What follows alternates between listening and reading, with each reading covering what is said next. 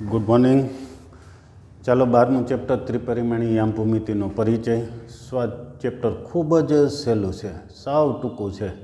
આપણે 12.2માં 1 થી 3 દાખલા જોઈ ગયા હતા. હવે ચોથો દાખલો બિંદુગણનું સમીકરણ પ્રકારના બંને એક્ઝામ્પલ છે. જ્યારે બિંદુગણ મેળવો હોય, આપણે જેમ યામ ભૂમિતિમાં ગણતા હતા દ્વિપરિમાણી, એવી જ રીતે ત્રિપરિમાણી ભૂમિતિમાં પણ બિંદુગણનું સમીકરણ એ જ રીતે મેળવવાનું છે. જે બિંદુઓનો ગણ મેળવવો હોય, જેના બિંદુઓનો ગણ મેળવવો હોય તે બિંદુઓના યામ XYZ આપણે ધારી લઈએ છીએ. તો પીનો બિંદુ ગણ મેળવવો છે, બંનેથી સમાન અંતરે આવેલા બિંદુઓનો ગણ.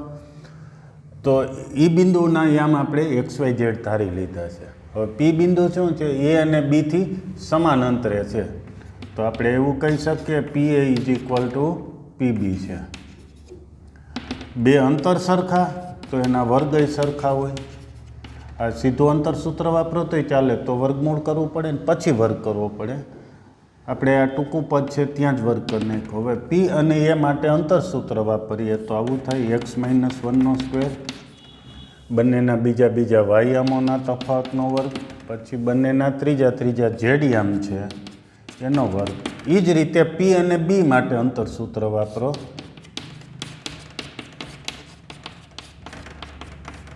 z - -1 એટલે z+1² થશે. તમે જોઈ શકો છો કે y - 2 તો સીધા જ બંને બાજુ ઉડી જાય છે, એટલે બાકીનું લખીએ તો x² - 2x + 1 વધ્યું. અહીંયા વર્ગ કરશો ને અહીં વર્ગ કરશો તો વાયવાળા પદનો વર્ગ જે કરીએ છીએ તો દૂર જ થઈ જાય, એટલે એ લખતા જ નથી. z² - 6x અને વર્ગ, મધ્યમ પદ કેવી રીતે લખવાનું? 2 ગુણ્યા પેલું બીજું. એવી જ રીતે x² - 2 ગુણ્યા પેલું બીજું ને બીજાનો વર્ગ, z+1² z² 2z + 1. સાદુરૂપ આપશું તો જોઈ શકશું x² બંને બાજુ દૂર ને z² પણ બંને બાજુ દૂર થયા. x વાળા પદનું સાદુરૂપ આપીએ તો સૌ પ્રથમ ડાબી બાજુ અહીંયા z આવશે. આ બંનેથી -2x ને સામે 6x એટલે 4x ડાબી બાજુ લીધા. -6z + 2z, આ 2z આ તરફ આવશે, -2z એટલે ટોટલ -8z. 9 ને 1 10 છે, સામે પણ 10, એ દૂર થયા એટલે 0. તેથી હજી 2 સામાન્ય નીકળશે. x - 2z = 0, જે માગેલ બિંદુગણનું સમીકરણ છે.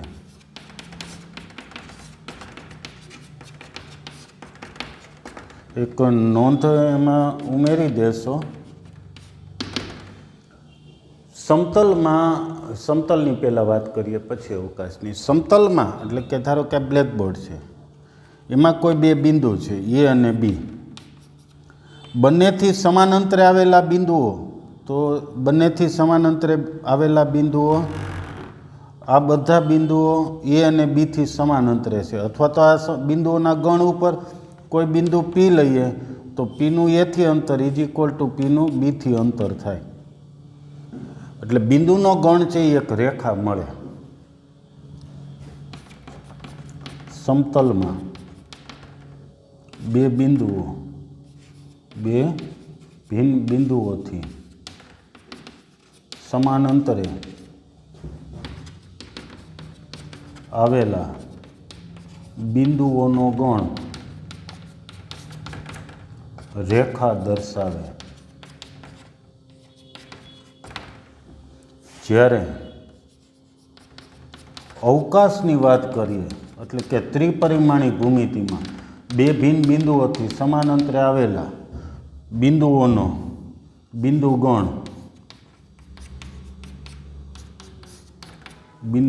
ગણ એ શું દર્શાવે? ધારો કે આ બે બિંદુઓ છે, અવકાશના બિંદુ તરીકે વિચારો, તો બંનેથી સમાન અંતરે આવેલા બિંદુઓ આજે દર્શાવેલ છે એ તો છે જ. એ ઉપરાંત અહીંયા પણ અસંખ્ય બિંદુ આવે. મતલબ કે આમ સમતલ ઉપર કોઈ બિંદુ લઈએ તો તે બિંદુનું A અને B થી અંતર સમાન થાય. એટલે કે A અને B જે રેખાખંડ છે એનો આ લંબ દ્વિભાજક મળે છે સમતલમાં. જ્યારે અવકાશમાં છે લંબ દ્વિભાજક સમતલ મળે. સમતલ દર્શાવે. આ સમતલનું સમીકરણ છે.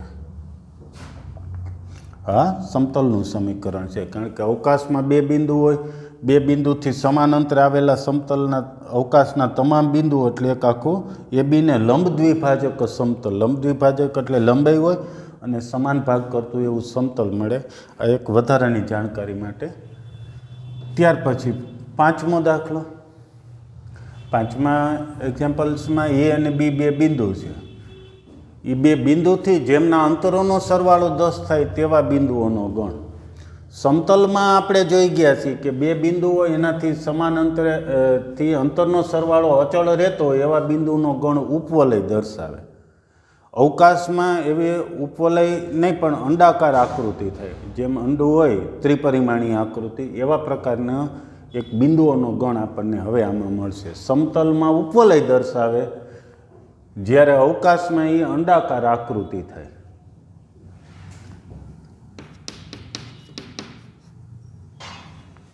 સમતલમાં જોઈ ગયા હતા ઉપવલયની વ્યાખ્યામાં બે નિશ્ચિત બિંદુ હોય. આ બે નિશ્ચિત બિંદુ યામ આપ્યા એટલે ચોક્કસ બિંદુ થઈ ગયા, એનું સ્થાન સમતલમાં ચોક્કસ થઈ ગયું. એ બંને બિંદુઓથી અંતરોનો સરવાળો અચળ રહેતો હોય એવા સમતલના બિંદુઓનો ગણ ઉપવલય દર્શાવે. હવે અવકાશની વાત છે એટલે ઉપવલયની પણ ઉપવલય જેવી ત્રિપરિમાણીય આકૃતિ, અંડાકાર આકૃતિ, જેમ અંડું લંબગોળ હોય એવી એક એટલે અંડાનું કવચ જે ઉપરનું કવર છે એનો ગણ દર્શાવશે. એ પણ જાણકારી માટે ચાલો તો હવે અહીંયા લખીએ છીએ. જવાબથી જ આપણે શરૂ કર્યું છે. તો પીનું એથી અને પીનું બીથી અંતર, તેથી પીનું એથી અંતર વત્તા પીનું બીથી અંતર બરાબર 10 થાય.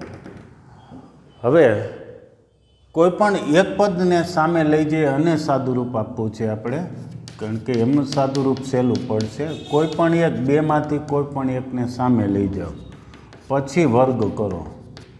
વર્ગ કરતાં અહીંયા PA² થશે ને અહીંયા વચ્ચે માઇનસ છે. જ્યારે વચ્ચે પ્લસ કે માઇનસ હોય ને વર્ગ કરો ત્યારે આખા પદ એટલે કે કૌંસ આખે આખું જે પદ હોય આખે આખું જમણી બાજુનું એ આખાનો વર્ગ થાય. એટલે કે PA² આનો વર્ગ કરીએ તો 100. અંતરોનો સરવાળો 10 થતો હોય એવા બિંદુઓનો ગણ મેળવી છે. એટલે 10 નો વર્ગ 100, 2 ગુણ્યા પહેલું બીજું એટલે 20 ઇન્ટુ PB પ્લસ PB². હવે P અને A માટે અંતર સૂત્ર વાપરીએ તો શું થશે? x - 4² y - 0² ને z - 0² એટલે y² પ્લસ z² બરાબર 100 - 20 ઇન્ટુ PB. PB એટલે P અને B માટે અંતર સૂત્ર. તો P અને B માટે અંતર સૂત્ર અત્યારે નથી વાપરતો, એ વર્ગમૂળવાળું પદ આવે. પણ PB² એવું જ હશે વર્ગમૂળ વગરનું, એ લખી નાખી. x - -4 x + 4² plus y² plus z². આ PB² થયું એ લખ્યું. PB અત્યારે નથી લખતો કારણ કે ઝાઝું લખવાનું થશે, પદ મોટું થઈ જાય એટલે નથી લખ્યું. બંને બાજુ વર્ગ કરીએ તો તમે જોઈ શકશો કે અહીં x² આવશે, આ x² સાથે દૂર થઈ જાય. y² z² પણ એ જ રીતે દૂર થઈ જાય છે. અંતિમ પદ આવશે અહીંયા 16, અહીંયા બે જગ્યાએ 16 આવશે, એ પણ દૂર થઈ જાય. વધ્યું કેટલું? મધ્યમ પદ -8x સામે 100 -20 ગુણ્યા PB પ્લસ 8x આનું મધ્યમ પદ. સાદુરૂપ હજી આપીએ તો 20 PB ને ડાબી તરફ લઈ લઈએ, -20 PB ને એટલે 20 ઇન્ટુ PB થયા. બાકી અહીંયા 100 છે અને -8x સામે ગયા તો +8x એટલે 8x ને 8x 16x થયા. આટલું પણ બરાબર. ત્યાર પછી હજુ કંઈક સામાન્ય નીકળે એમ છે. કેટલા? તો 4 કોમન નીકળી જાય એમ છે. 20માંથી 4 કોમન લઈએ તો 5 ઇન્ટુ PB. અહીંથી 4 કોમન લઈએ તો 25 અને અહીંયા 4 કોમન લઈએ તો 4x. આવું પદ મેળવ્યું. હજી બિંદુનો ગણ મેળવવો છે એટલે એક્સ વાયના સંબંધવાળું સમીકરણ મેળવવું. અહીંયા પીબીની જગ્યાએ એક્સ વાયવાળું પદ મૂકી દઈએ. ચાલો એક આનો સ્ક્રીનશોટ ને નોટ લખી લેજો અને નોટ ખાસ ત્રિપરિમાણમાં સમજી પણ લેજો.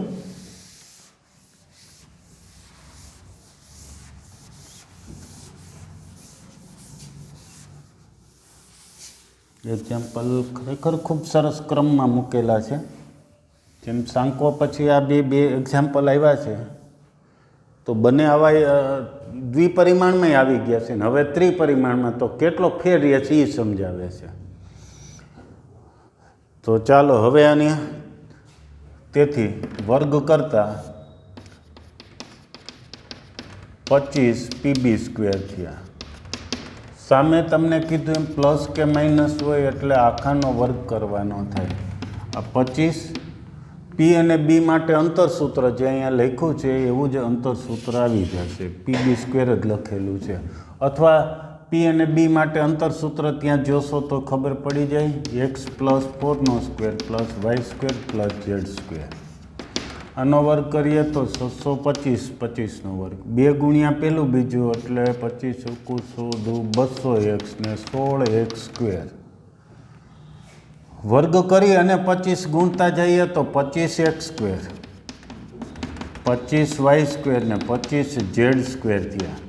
પછી મધ્યમ પદ 8x હશે ને, 8x ને 25 ગુણતા 200x થયા. અંતિમ પદ 16 હશે. 16 ને 25 વડે ગુણીએ તો 400 થશે. સામે એમનેમ બધું જ આ ત્રણે ત્રણ પદ એમ. હવે સાદુરૂપ આપવા માંડીએ. 25x સ્ક્વેર છે, સામે 16x સ્ક્વેર છે. 16x સ્ક્વેર અહીંયા આવશે એટલે 9x સ્ક્વેર વધ્યા. 25y સ્ક્વેર ને 25z સ્ક્વેર એમનો.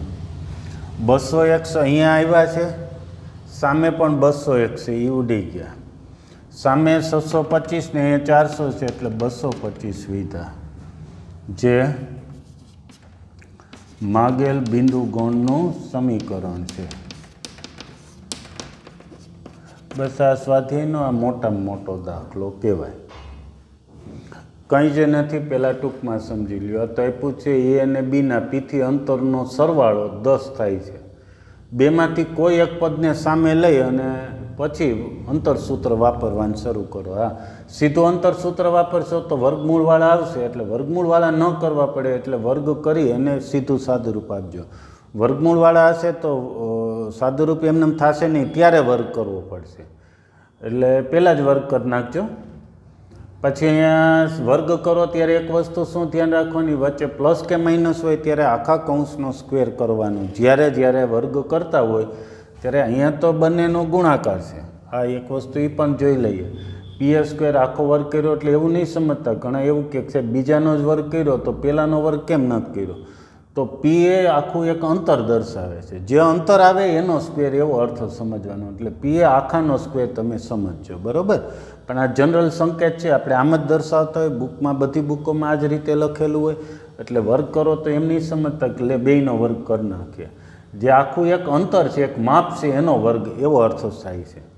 અહીંયા આખાનો સ્ક્વેર આવી રીતે થયું. પહેલાંનો વર્ગ 2 ગુણ્યા પેલું બીજું બીજાનો વર્ગ. પછી પી અને પીબી માટે અંતરસૂત્ર વાપરીને એ કિંમત મૂકી દો. હજી એક વર્ગમૂળવાળું છે એને દૂર કરવા ફરીથી વર્ગ કરવો પડે. ઓકે. અને બાકી તો પછી સાદુરૂપ આપવાનું છે. રીત મેઇન સમજી લેવાની. પહેલાં આ લખ્યું છે, એક બાજુ લઈ ગયા, પછી વર્ગ કરીને સાદુરૂપ આપ્યું. હજી વર્ગમૂળવાળું રહ્યું છે. ઘણે કે વર્ગમૂળવાળું કયો, તો આ વર્ગમૂળવાળું જ કહેવાય. અંતરસૂત્ર મેં લખ્યું નથી. લખ્યું હતું તો અહીંયા વર્ગમૂળવાળા બધે જ આવે. પીબી છે ત્યાં બધે વર્ગમૂળવાળું પદ જ આવે. એ વર્ગમૂળવાળું પાછું દૂર કરવું છે એટલે જ આપણે એક બાજુ લીધા છે ને પછી એનો વર્ગ કર્યો છે, જેથી કરીને વર્ગમૂળ વહી જાય. ઓકે.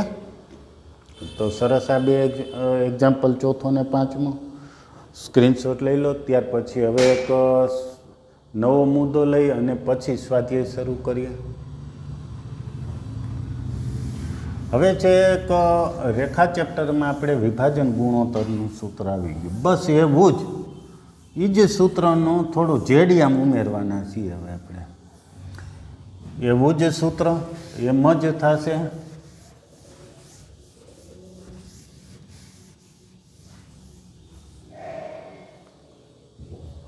ત્રીજું સૂત્ર, જોઈ ગયા છીએ. ચોથું સૂત્ર, વિભાજન બિંદુ.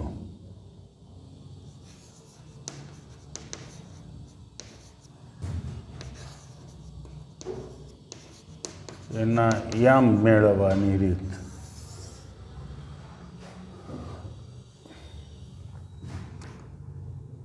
પેલું અંતઃવિભાજન માટે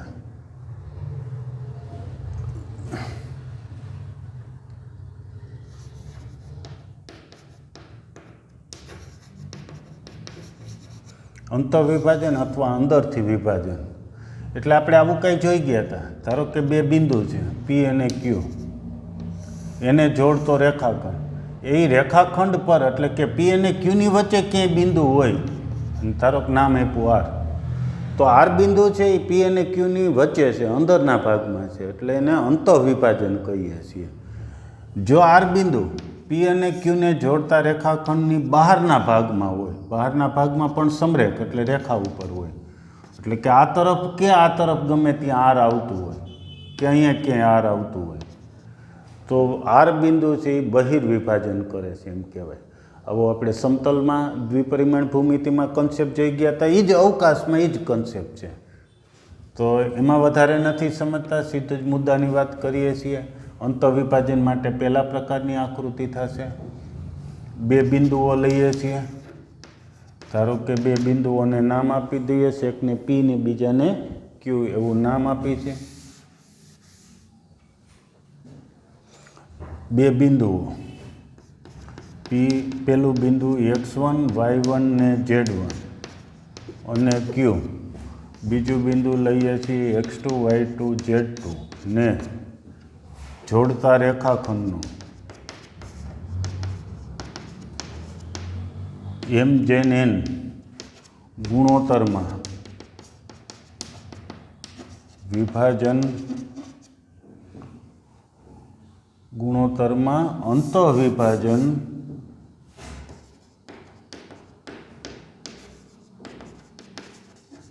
અંતઃવિભાજન કરતું બિંદુ આર હોય તો આરના યામ એટલે કે અંતઃવિભાજન કરતા બિંદુના યામ હમણાં જ આવડી જશે. ચાલો પેલું શું લખતા તમે સમતલમાં એવી જ રીતે લખીએ. mx2 + nx1 છેદમાં m+n. y આમ આવો જ, x ને બદલે y મૂકતા. my2 + ny1/m+n. ચાલો આટલું તો તમને આવડતું હતું જ. હવે જે નવું આવ્યું છે તે, તો એ ઘણાને હવે અનુમાની આવી ગયું છે કે નવું છે એ આપણે શું લખવાના છીએ. તો કે ત્રિપરિમાણમાં એક ઝેડ યામ વધારાનો આવે. દ્વિપરિમાણમાં આટલું સૂત્ર હતું, ત્રિપરિમાણમાં ઝેડ યામ વધારે એટલે કે mz2 + nz1/m+n. બીજું બહિર્વિભાજન માટે આવી જ મુદ્દો, એટલે બહારથી વિભાજન. આકૃતિ એની કંઈક વિચારીએ તો ધારો કે પી અને ક્યુ બિંદુ આવી રીતે છે. એ જ રેખા ઉપર બહારના ભાગમાં ક્યાંય બિંદુ આર આવતું હોય તો આર છે એ રેખાખંડ પી ક્યુ માટે બહારના ભાગમાં છે, એટલે રેખાખંડનું બહિર્વિભાજન કહેવાય. રેખાની બહાર નથી, રેખા પર જ છે, એટલે રેખાનું વિભાજન ક્યાંય શબ્દ ન આવે. વિભાજન રેખાખંડનું જ આવે. રેખાખંડની અંદરના ભાગમાં છે બિંદુ આર તો અંતઃવિભાજન કીધું, રેખાખંડની બહારના ભાગમાં છે તો બહિર્વિભાજન કીધું. બસ આવું જ બીજું સૂત્ર આ જ રીતે લખતા જઈએ. બે બિંદુઓ પી x1 y1 z1 અને બીજું બિંદુ ક્યુ લઈએ x2 y2 અને z2 ને જોડતા રેખાખંડનું m/n ગુણોત્તરમાં બહિર્વિભાજન કરતું બિંદુ આર હોય તો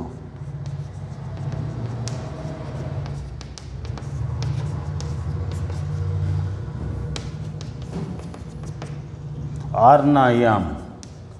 આરના યામ એટલે વિભાજન બિંદુના યામ એમ સમજો. વિભાજન કરતું બિંદુ આર છે તો આરના યામ કેટલો ફેર આવશે? ઘણાને અનુમાન આવી ગયું હશે. માઇનસ નિશાની. ક્યાં માઇનસ? કા બંને જગ્યાએ બધે જ એમ છે ત્યાં માઇનસ, અથવા એમને જગ્યાએ એનની જગ્યાએ માઇનસ મૂકો એમને બદલે તો પણ ચાલે. mx2 minus nx1 upon m minus n. એવું જ વાય આમ, એવું જ ઝેડ આમ. એક્સને બદલે વાય મૂકો તો વાય આમ ને ઝેડ મૂકો તો ઝેડ આમ.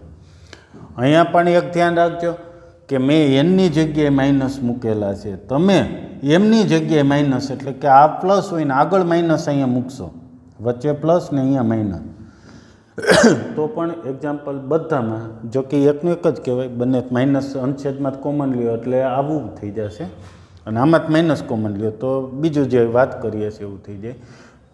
ટૂંકમાં માઇનસ અહીંયા લખી શકો, અથવા અહીંયા પ્લસ કરીને અહીંયા માઇનસ લખો તો મળતું પરિણામ, જવાબ, વિભાજન બિંદુના યામ બધું સમાન રહે છે.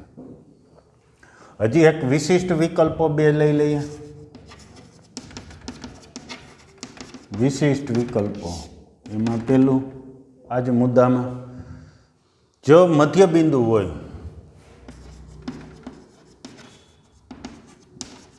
મધ્ય બિંદુના યામ મેળવવા છે. જો આરે રેખાખંડ PQનું મધ્ય બિંદુ હોય તો m/n બરાબર 1/1 થાય. બરોબર, જેમ કે સિમ્પલ આકૃતિ અંતો વિભાજન કરે.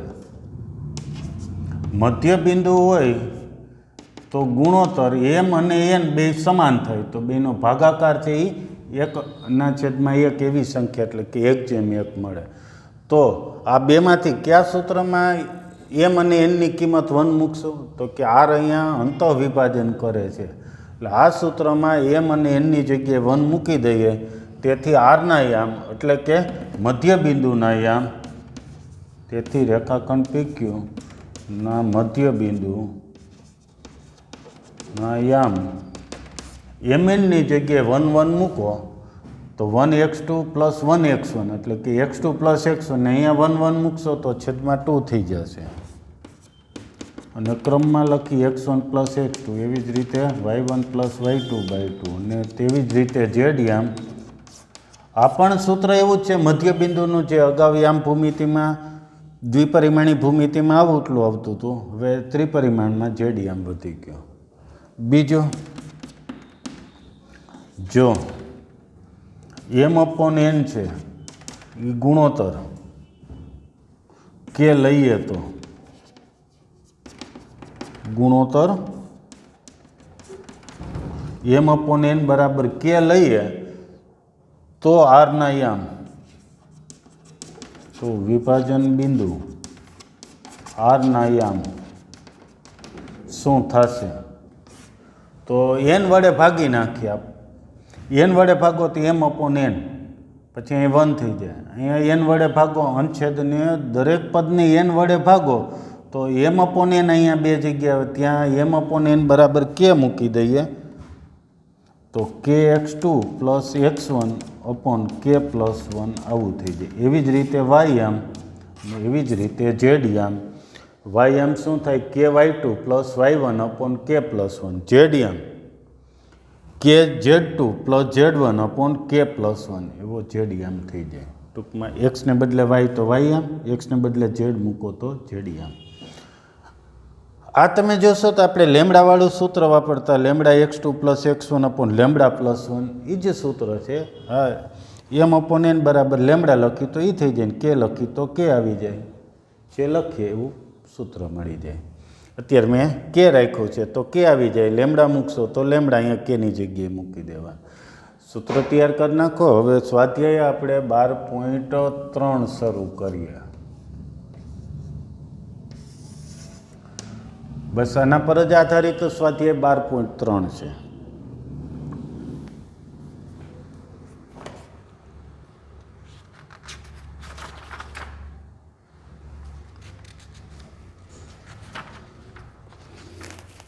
પહેલો એક્ઝામ્પલ, અંતઃવિભાજન અને બહિર્વિભાજનના સૂત્રનો ઉપયોગ કરી અને એક્ઝામ્પલ છે.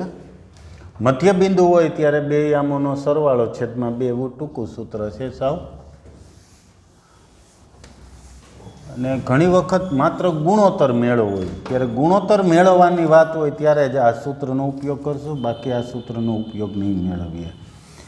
ગુણોત્તર આપેલું હોય ત્યારે આ સૂત્ર જે કે વાળું લખેલું હતું એનો ઉપયોગ નહીં કરીએ. એ પણ એક નોંધ ઉમેરી દેજો. જ્યારે ગુણોત્તર મેળવવો હોય ત્યારે અહીંયા જે બીજું સૂત્ર લખેલું હતું એનો ઉપયોગ કરીશું. ચાલો 12.3માં પહેલો એક્ઝામ્પલ. બિંદુઓ 2 આપેલા છે, નામ આપી દઈએ છીએ. ધારો કે એ બિંદુ પહેલું છે અને એ જ નામ આપી -2 3 5, અને બી બિંદુ બીજું બિંદુ છે 1 4 6. હવે પેલું રેખાખંડ એબીનું, એ અને બીને જોડતો રેખાખંડ એટલે કે રેખાખંડ એબીનું 2:3 ગુણોત્તરમાં અંતઃવિભાજન કરતા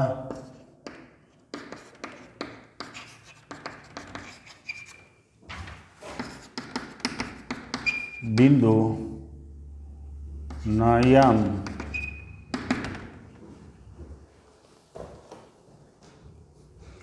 અંતઃવિભાજન કરતું બિંદુ છે.